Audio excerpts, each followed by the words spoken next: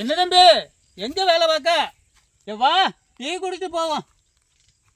தன்னால பேக்கிட்டு வரானே லூஸா இருப்பானவன். தம்பி கடைக்கார தம்பி 2 டீ போடியா.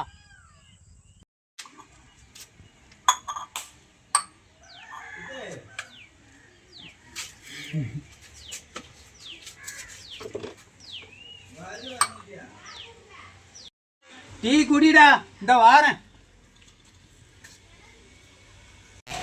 என்ன அவன் பாணியிலே பேசிடும், சுட்டு வாங்கணும்ல. மச்சான் நல்லா இருக்கீங்களா? இவ்வளோ நாளாக எங்கே வந்துச்சா மணியா? இவரு உங்களுக்கு தெரியுமா? இது எங்க மச்சான்.